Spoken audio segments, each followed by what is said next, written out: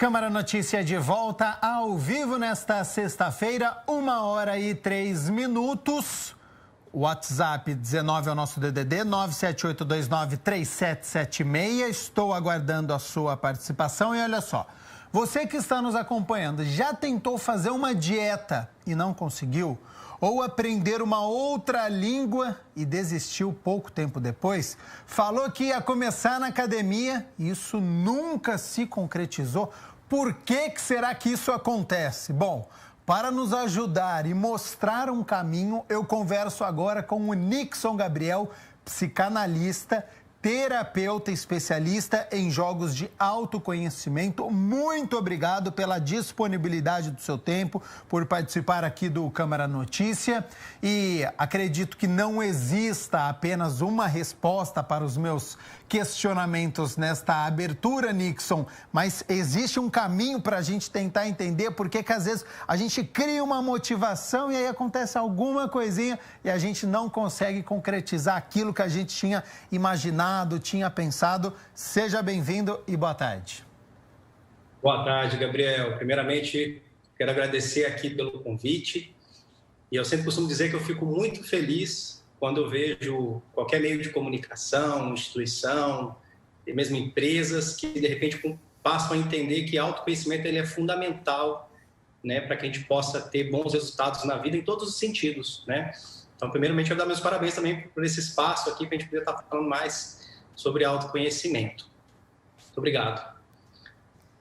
Sobre este questionamento, quando a gente começa, olha, eu quero fazer dieta, vou começar na segunda-feira, aí na terça já acaba. Olha, eu vou começar a ir na academia, aí não consegue fazer academia. Vou aprender uma língua, você começa a aprender um pouquinho, depois você já para.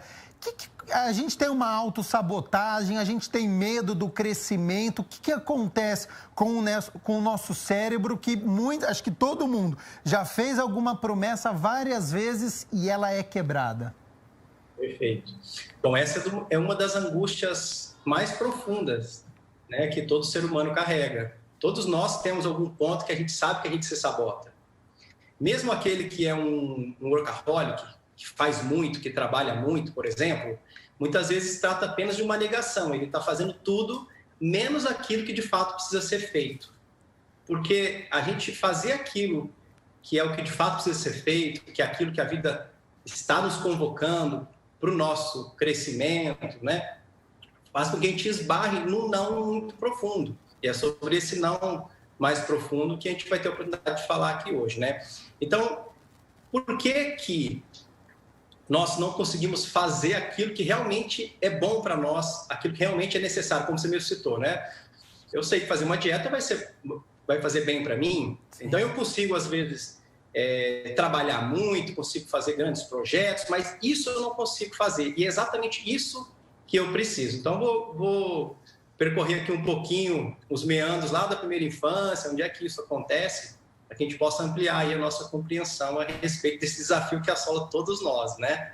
Que é a procrastinação, que é a negação e a capacidade que a gente tem de fazer tudo aquilo que nos faz bem. A gente tem essa capacidade. Se a gente pensar objetivamente, pela mente racional, vamos dizer assim, era só fazer o que tem que ser feito. Mas por que a gente não faz, né? Então, vamos lá. Toda criança, ela nasce com um desejo de ser amada. Vou falar aqui numa linguagem simples para todo mundo poder entender. Toda criança nasce com o desejo de ser amada. Em algum momento, esse desejo da criança ele não é atendido. Tá. E a criança, ela vivencia ali o primeiro choque de desamor. Quando ela vivencia esse choque de desamor, ela acredita que tem algo de errado com ela. Ela não atendeu a uma expectativa dos pais. Isso no inconsciente da criança. Sim. Então, ela idealiza que se ela for perfeita, dentro do inconsciente, não é que ela pensa isso, mas isso acaba se manifestando, que se ela for perfeita, ela finalmente vai ser amada. Cada criança traz uma idealização de alguma forma sobre isso. Então, a primeira coisa, quando ela vivencia esse choque de desamor, ela sente raiva dos pais. E junto com a raiva, a culpa, porque ter raiva dos pais é algo, por herança, que nós já trazemos antigas, né? É algo realmente punível, é algo terrível, né? E ela tem também raiva de si mesma. É o que a gente chama, vamos chamar numa linguagem mais clara, de auto-ódio. Então, se eu sou culpada e eu preciso ser punida, eu vou me punir antes que a vida me puna. Tá. É assim que o inconsciente fica engendrando as situações que a gente vive na vida. Ao mesmo tempo, desenvolve, vamos dizer assim, um complexo psicológico que está ali para garantir que ela chegue nessa perfeição que ela idealizou. A gente costuma dizer numa determinada linguagem como se fosse um tirano interno, que está ali exigindo, apontando os nossos defeitos o tempo todo, para garantir, porque no nível mais profundo, ser amado pelo pai e pela mãe é tudo para a criança. Então ela coloca toda a energia vital, toda a libido dela nessa direção da realização desse eu que ela imaginou, que é onde ela finalmente vai ser amada e os problemas dela vão resolver. E esse tirano fica ali massacrando essa autoexigência, por mais que a gente se esforce, nunca tá bom, né? E ao mesmo tempo, a criança interna, ela cria uma espécie de uma rebeldia a essa exigência interna, uma dualidade. Eu exijo, eu queria que fosse diferente, mas ao mesmo tempo o que a criança queria no coração, no nível mais profundo, e quando eu falo da criança, eu falo da nossa essência mais verdadeira, é que ela pudesse ser ela mesma, na sua espontaneidade, na sua naturalidade, sem ter que, para que pudesse receber esse afeto. Então, ao mesmo tempo que a gente exige da gente, tem uma parte da gente que resiste a essa exigência. Okay. Né? Porque ela, no nível mais profundo, a gente queria que fosse algo natural, né? Então, é aí que nasce esse não e essa resistência para o que tem que ser feito. Ah, eu não recebi o que eu queria, então eu não vou dar o que eu tenho para dar. É quase como se fosse um pacto de vingança, vamos dizer assim, né? Não recebi o que eu queria, então eu não dou. Só que isso está no inconsciente, a gente não pensa sobre isso. Mas o inconsciente, que é a parte interna que nós não vemos, ela que está conduzindo a nossa vida o tempo todo. Daí a importância, né, do autoconhecimento, de ir caminhando na direção dessas feridas, de ir caminhando na direção dessas marcas, para que possa ir abrindo caminho para uma espontaneidade, né, para um lugar mais onde o coração realmente está podendo fluir mais. E aí essa resistência ela vai cedendo, né, vai abrindo espaço para algo mais natural, mais espontâneo. Então é algo que começa na infância e que, se não for bem trabalhado, se não for respeitado estes sentimentos, pode virar uma bola de neve que depois, quando o adulto, vai ter um reflexo daquilo que você não aceitou no passado ou você não entendia algumas situações. Então, isso realmente é muito interessante. Nixon, sobre esse autoconhecimento, né? O conhecimento de um indivíduo sobre si mesmo. Ter controle sobre sentimentos, sejam eles positivos e negativos. Isso só com o tempo, com a maturidade, ou já que a gente está falando sobre as crianças, sobre adolescentes, eles conseguem adquirir esse autoconhecimento cedo? E acrescento, tem atitudes para se chegar em um nível que é desejável? Perfeito. O autoconhecimento, ele é possível basicamente em qualquer idade. É claro que a capacidade de autoobservação e de análise, ela varia de acordo com a idade. Mas se a gente já pode cuidar das crianças, dos adolescentes, ou seja, o quanto antes a gente já puder cuidar do desenvolvimento emocional, ou seja, cuidar das feridas emocionais, né, cuidar daquilo que realmente tem causado dor, angústia, né, e o que eu chamei agora há pouco de choque de desamor, mais fácil porque depois, como diz, depois que o pau entorta, para desentortar é mais difícil. A gente sabe disso, nós adultos estamos aqui sabemos disso. Mas sim, o adulto também, ele obviamente tem a potencialidade de se transformar, né, de ir curando essas feridas, de se trabalhando. Primeiro, é fundamental que se entenda a importância disso. Né? Se a gente não compreende e coloca isso como uma prioridade na vida, nós vamos ficar sofrendo os resultados, né, dessa estrutura inconsciente que eu acabei de relatar aqui. E para isso é preciso dedicação, é preciso autoobservação, é preciso realmente se colocar na trilha do autoconhecimento realmente, né? Isso é fundamental. Então, por exemplo, se você está dentro de uma empresa mesmo, né? Determinada situação, a forma como alguém fala com você, ou uma atitude de um colega, a forma como você vai se relacionar com a sua chefia, ela é mais puramente reativa do que racional. Uhum. Mais puramente a gente age pelo nosso afetamento do que pela nossa razão. Isso impacta, inclusive, nas escolhas político-partidárias, por exemplo. A gente atua muito mais pela ferida do que pela clareza, do que pela razão. A gente tem mais raiva desse ou daquele por conta dessas estruturas. Então, é preciso realmente abrir esse caminho de autoobservação, de se conhecer, de se estudar, né? E para isso existem formas disso acontecer, né?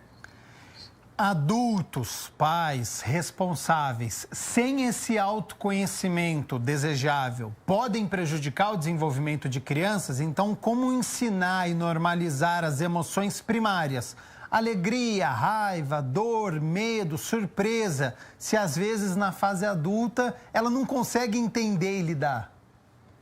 Perfeito. Você tocou um ponto fundamental que eu acho até que eu deveria já ter trazido na fala anterior, que é exatamente isso. Se a gente quer ajudar as crianças, por exemplo, começa não é pelas crianças, começa pelos pais. Sim. De fato, essa ferida que todos nós carregamos, essas estruturas reativas que nós carregamos, elas são heranças que vão sendo passadas de pais para filhos, né? Então, a gente sabe que hoje os pais estão mais amorosos que os pais, mais cuidadosos que os pais antigamente. Isso já vai gerando um resultado melhor a longo prazo. Se você olhar para o seu pai, olhar para o pai do seu pai, você vai ver que a educação, o sistema era mais rígido, era mais duro, e a gente, como adulto, a gente colhe também os frutos, resultados disso, e o que nós podemos fazer agora é ir nos trabalhando, né, para que a gente possa refletir isso e impactar as crianças que estão vindo hoje, porque essa, na minha visão, se a gente quer mudar o futuro, é por aí, não tem para onde correr. Começar pelo desenvolvimento emocional e começar pelas crianças mesmo, né? Nixon, qual que é a relação entre querer, fazer e amar a si próprio, se permitir? Vamos lá. Querer, fazer e amar a si próprio, se permitir, né? Isso. Eu acho que tudo começa primeiro pelo amor próprio. Se você não está dando para você, não é verdade que você está dando para o outro, né? E toda ação no mundo, ela só gera prosperidade de verdade. Quando eu falo prosperidade em todos os sentidos, né? Sim. De saúde, de relacionamentos, também financeiro, quando realmente você já deu um sim para você. Você parou de se punir, parou de se culpar, entrou em acordo em você com você mesmo, né? Já pôde abrir mais o seu coração. E o teu movimento no mundo é um movimento na direção de compartilhar aquilo que você tem para dar de verdade, né? Porque muitas vezes o fazer e o querer, ele nasce da ferida. É um fazer para poder ser especial, para poder ser aceito e ser reconhecido, né? É um querer que está tentando tampar uma angústia profunda, tentando tapar um buraco de várias formas, né? A gente fala que uma metáfora que é a cuia sem fundo, que nada preenche. Vou conquistar aquilo, mas depois vem uma frustração, que aquele buraco continua ali. Então, é um querer que vai em todas as direções, menos na direção daquilo que realmente eu necessito de verdade. E aquilo que eu necessito de verdade, muitas vezes, esbarra em ter que entrar em contato com alguma ferida, algum sentimento que não está agradável dentro de mim. E o fato é que nós perdemos a confiança nesse sentir. A gente tem medo de entrar em contato com a nossa dor e aquela ser a realidade final e não ter saída.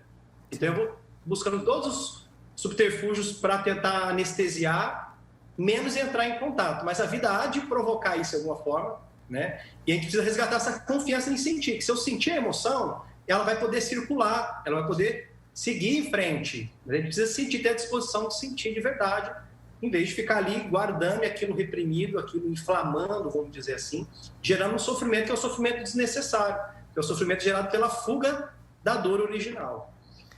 Ô Nixon, você citou a palavra medo na sua resposta, então eu quero ter um capítulo à parte aí, porque o medo, ao mesmo tempo que ele pode nos movimentar, ele pode nos travar.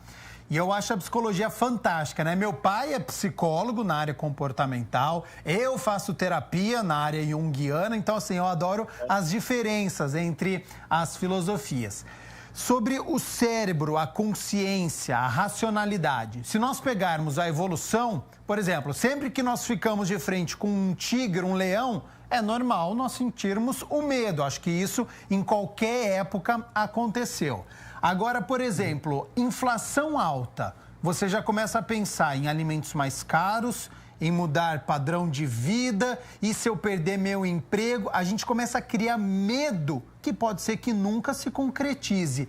Isso é natural? Tem como ser trabalhado o medo de algo que pode nunca acontecer? O medo do tigre, ok, ele é real. Você está vendo o tigre ali, em qualquer época você vai ter. Mas e o medo de algo que pode nunca se concretizar? É uma boa questão também. Suas perguntas estão muito interessantes, viu, Gabriel? Obrigado. Nos pontos certos. O medo, né? Realmente você trouxe já uma boa introdução, né? Existe o medo que é um medo natural, como você deu o exemplo do tigre, que é o caso de sobrevivência. Mas se a gente for observar, o medo que seria mais natural, ele é muito pouco diante do tamanho do medo que a gente tem vivido diante daquilo que não é real, daquilo que não é concreto. E a gente atuando por esse medo, a gente acaba criando ainda mais problemas, né? Toda ação que nasce do medo, ela não costuma ter bons frutos. A ação que nasce da confiança, ela traz resultado. E isso eu estou falando, hoje sair até um pouquinho do escopo científico da psicologia, entrando até aqui num aspecto um pouco mais holístico, vamos dizer assim, né? A gente pode perceber que na vida, conforme a gente muda dentro, muda fora também. É possível perceber isso. Vou dar um exemplo claro. Todo mundo vai conseguir se enxergar nesse lugar que eu estou querendo dizer aqui. Você sai de casa, você está com pressa, você está afobado, você está desesperado. O que acontece?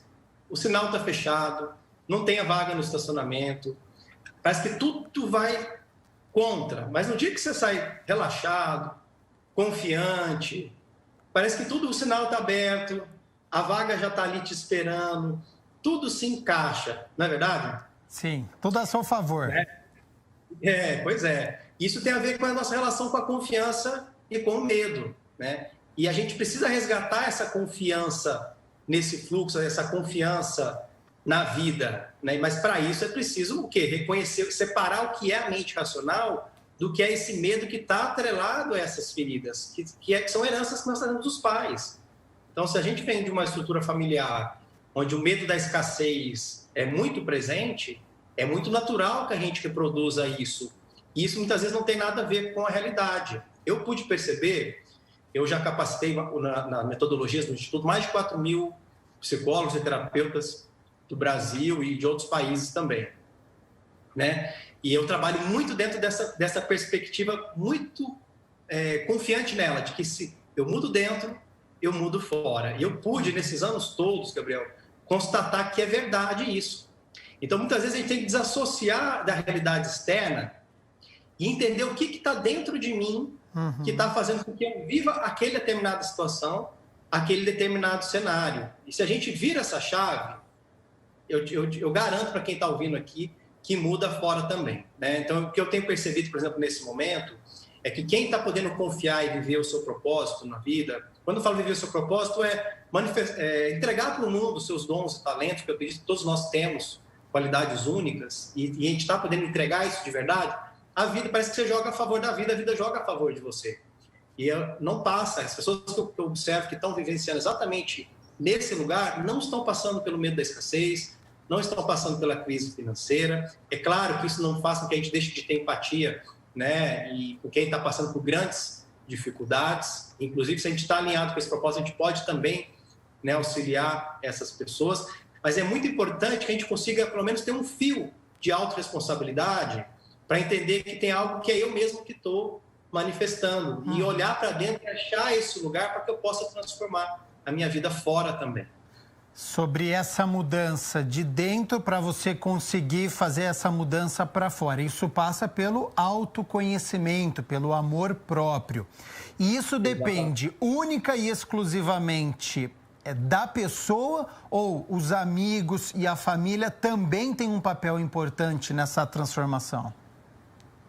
Olha, é importante que a gente assuma total responsabilidade, né? Autorresponsabilidade, né? É uma tendência a gente acusar o outro, acreditar que o outro é responsável pelas minhas questões. Essa é uma grande armadilha, porque se eu caio nessa estrutura, e a gente tem uma estrutura que a gente estuda dentro dessa nossa metodologia de autoconhecimento, que a gente fala que a máscara da vítima, ela fica reeditando a cena onde ela está provando para o mundo o tempo todo o quanto o outro é ruim e o quanto ela é vítima de algo. E quem está está muito dentro dessa estrutura, conforme ela vai podendo se conhecer e ela identificar que, de fato, tem algo que é ela mesma que está criando aquilo, que é ela mesma que está desejando aquilo no nível profundo, ela vê que ela é responsável por estar naquele lugar, e se ela vê que ela é responsável, então ela descobre o poder que é capaz, ela descobre que ela é capaz de fazer diferente, ela descobre esse poder. Então, se eu tenho o poder de fazer, de criar uma realidade que não é positiva para mim, eu tenho o poder também de fazer algo diferente. Então, por isso é importante que a gente desassocie do outro esse lugar. Agora sim, o outro pode contribuir muito para o desenvolvimento, através ampliando a confiança do outro, reconhecendo as qualidades do outro, ouvindo, fazendo empatia com as dores do outro. Sozinho ninguém faz o caminho, né? A gente precisa do outro mesmo, né? Então você mesmo falou que faz terapia junguiana, você sabe que quanta coisa você tem trabalhado que você sabe que sozinho você não ia chegar lá. A gente precisa realmente nos apoiar nesse sentido, mas sem perder esse ponto que eu trouxe, que é a autorresponsabilidade dentro desse processo de autoconhecimento.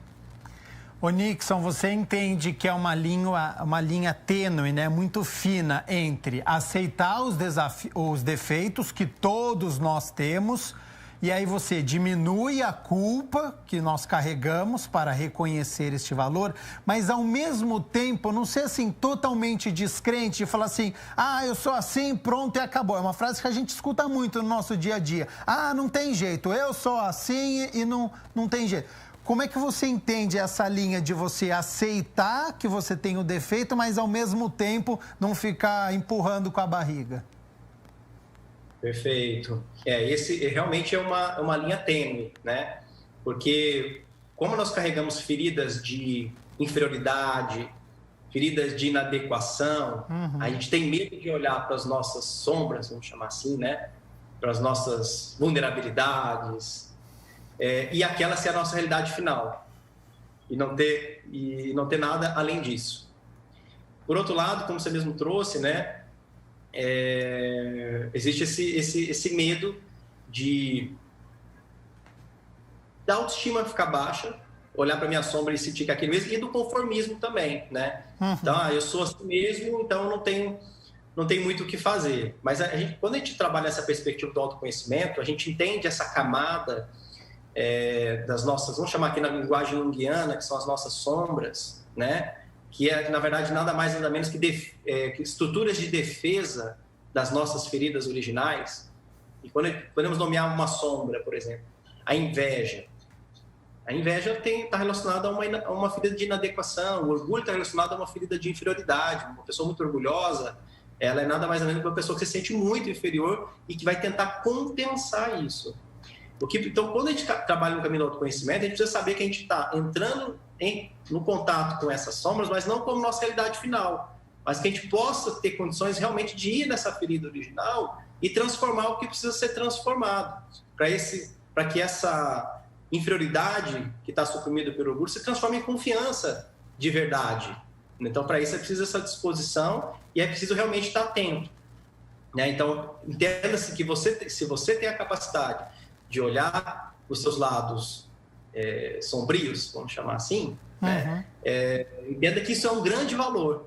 Que bom que você está podendo olhar para isso, você vai crescer muito com isso, porque essa sombra é a nossa essência distorcida em defesa. Então, se a gente entra em contato com ela, é matéria-prima de toda a potencialidade. Por exemplo, uma raiva reprimida, ela transformada, ela trabalhada, ela se transforma em poder de trabalho, em poder pessoal, em energia de ação, em energia de realização. Mas se eu nego ela, não quero me reconhecer essa raiva, ela vai se voltar contra mim de alguma forma. Vai virar autodestrutividade, eu vou projetar essa raiva no outro, o outro é que tem raiva e eu não tenho, e aí eu fico sem poder pessoal, por exemplo, né? Então, é muito profundo, muito amplo esse estudo dessa estrutura, mas você trouxe aí realmente um ponto que precisamos estar atentos, olhar para o que precisa ser trabalhado e, ao mesmo tempo, entender que o que nós somos na essência está além dessa sombra, né? A gente trabalha elas indo além delas. Ô Nixon, para quem está nos acompanhando e pensou exatamente isso que você acabou de falar agora, isso é algo muito profundo, isso pode ser que esteja distante de mim, no momento eu não estou fazendo terapia, não tenho acesso a nenhum psicólogo. Estes conceitos, essas filosofias, esse autoconhecimento, tudo isso pode ser abordado, por exemplo, na rede pública e privada de ensino? Perfeito. Inclusive, eu estou há 4 anos desenvolvendo um projeto para educação, para desenvolvimento socioemocional para crianças e adolescentes, né, para rede pública e privada. Durante 4 anos, eu fui diretor de projetos educacionais da rede Supera, que é uma rede que tem hoje 350 franquias no Brasil. Então, pude conhecer bastante essa realidade da educação. E, na minha visão, Gabriel, se a gente quer transformar o mundo de verdade, a gente tem que começar pelas crianças e tem que começar pelo autoconhecimento, pelo desenvolvimento emocional. É ali que vai ramificar e vai se desdobrar tudo. E isso é possível. Há poucos anos atrás, foi aprovado na Base Nacional Comum, né, como obrigatoriedade das escolas, né, oferecer desenvolvimento socioemocional para as crianças e para os adolescentes. Isso já foi um grande avanço.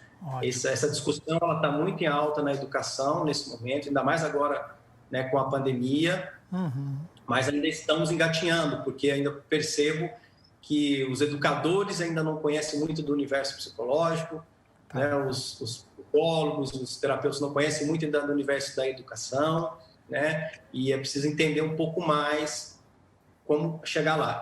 A minha proposta hoje, posso falar dela aqui rapidamente? Com certeza.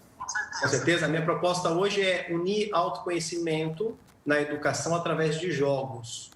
Jogos voltados para o autoconhecimento, porque as crianças, elas se engajam e se envolvem de verdade quando elas estão brincando, quando elas estão jogando, né? E é nisso que a gente tem colocado hoje aqui no Instituto Jogo da Vida, essa força para que a gente possa trazer uma solução realmente efetiva. O ano que vem a gente deve estar já pilotando esse projeto, está estudando muito, realmente procurando algo que realmente possa trazer resultado em larga escala mesmo das crianças. A gente tem algumas prefeituras, algumas escolas que a gente vai pilotar o ano que vem. Então, a gente está trabalhando nessa direção e entendendo que realmente é um passo fundamental nesse momento. Não, isso é muito bacana, porque realmente nesta forma lúdica a gente vê na educação os jogos cada vez mais presentes para a criança aprender a ler, para ela aprender a escrever, para ela fazer conta. Então, esta forma de jogo, essa forma lúdica também para este autoconhecimento, tenho certeza que realmente dá muito certo. Nixon, para a gente poder encerrar aqui, infelizmente o nosso tempo já está se esgotando. Isso que nós estamos conversando tem a ver com a nossa cultura, com o Brasil, ou é universal? Se nós conversarmos sobre este assunto em um país da Europa, na França, por exemplo, vai ser muito diferente estes contextos, estes medos, estes autoconhecimento, ou isso é algo universal? Não, isso é algo universal, com certeza.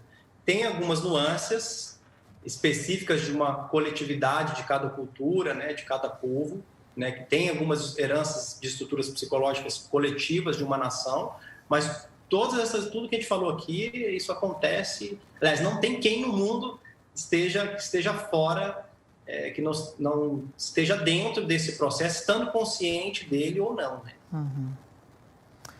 Nixon Gabriel, psicanalista, terapeuta especialista em jogos de autoconhecimento, muito obrigado pela disponibilidade do seu tempo, por todas as informações que você passou aqui pra gente, de grande valia. É um assunto importantíssimo que a gente vai voltar a falar aqui no nosso Câmara Notícia. Então já fica o convite aqui para uma próxima oportunidade para você poder voltar e falar mais sobre este e outros assuntos pertinentes.